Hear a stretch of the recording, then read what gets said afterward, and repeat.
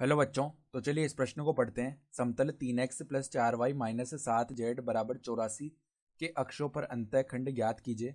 मूल बिंदु से इस पर लंब की लंबाई भी ज्ञात कीजिए। तो यहाँ पर देखो एक समतल दिया हुआ है, तो हमें इसके अक्षों पर अंतःखंड ज्ञात करने, साथ ही साथ मूल बिंदु से इस समतल पर जो लंब की लंबाई है वो भी ज्ञात करनी है। तो प्रश्न में आगे बढ़ने से पहले इस प्रश्न से संबंधित जो मुख्य अवधारणा है उसकी हम चर्चा कर लेते हैं। तो देखो मुख्य अवधारणा देखो क्या हो जाएगी हमारे पास। एक्स कोमा वाई व जेड अक्षों पर क्रमशः ए कोमा बी व सी अंतःखंड वाले समतल का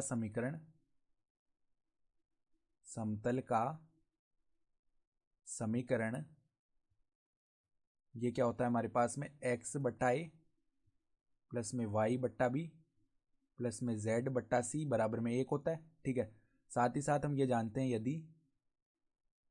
यदि कोई समतल हमारे पास में इस प्रकार हो A X plus B Y plus C Z plus D बराबर में 0। ठीक है, तो देखो मूल बिंदु से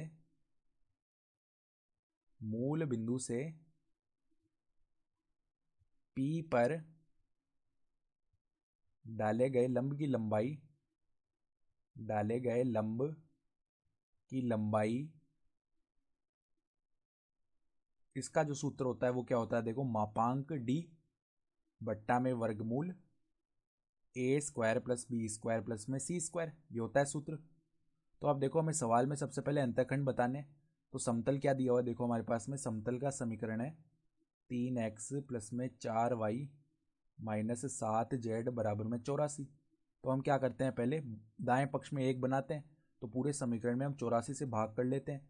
तो यहाँ पे देखो 3x बट्टा 84 आएगा, तो x बट्टा में क्या बच जाएगा हमारे पास में, x बट्टा में हमारे पास में बच जाएगा यहाँ पर 3 जो है कितनी बार भाग करेगा 84 को, 3 84 को भाग कर देगा यहाँ पर 28 बार, तो x बट्टा 28 बच जाएगा।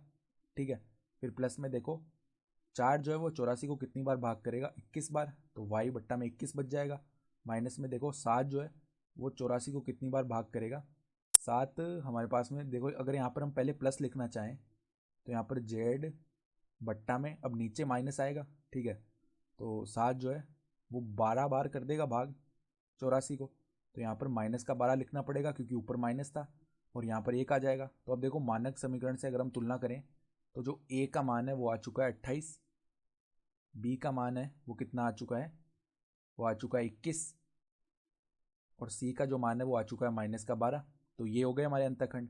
तो अब मूल बिंदु से जो दूरी है वो d अगर निकालनी है तो वो किसके बराबर आएगी, जो दूरी है d नहीं है, देखो जो लंब की लंबाई है वो निकालनी है हमें। तो देखो मूल बिंदु से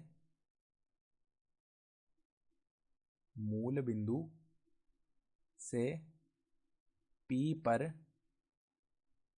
लंब की लंबाई निकालनी थी,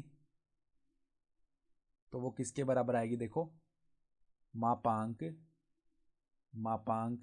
क्या आ जाएगी यहाँ पर, देखो डी यानी कि देखो इस समतल के समीकरण में हमारे पास में डी का मान क्या है, माइनस का 84 है, तो माइनस का 84 ऊपर आ जाएगा बट्टा में वर्गमूल जो एक्स वाई जेड है उनके गुणांकों का वर्ग करके योग कर देना है। तो 3 का वर्ग हो गया 9 प्लस में 4 का वर्ग हो गया 16, और 7 का जो वर्ग है वो कितना आ जाएगा, -7 है, तो -7 का वर्ग जो है वो आ जाएगा 49, ये बन गया। तो अब देखो मापांक -84 बट्टा में यहाँ पर नीचे क्या बनेगा, देखो 16 प्लस में 9 ये हो जाएगा 25, और 25 प्लस में 49 करेंगे हम। ठीक है, तो 25 प्लस में देखो यहाँ पे कितना आएगा, 49 प्लस में 25 करेंगे तो हमारे पास में कितना बन जाएगा 74। तो अब देखो मापांक हटाएंगे तो कितना आ जाएगा 84 बट्टा वर्गमूल 74, इतने इकाई, ये आ जाएगी लंब की लंबाई। तो एक तो देखो हमें अंतःखंड पूछे गए थे वो क्या आ गए, a बराबर 28, b बराबर 21 और c बराबर -12, और जो लंब की लंबाई है वो क्या आ जाएगी 84 बट्टा वर्गमूल 74 इकाई। तो आशा करता हूँ कि आपको ये प्रश्न समझ में आया होगा। धन्यवाद।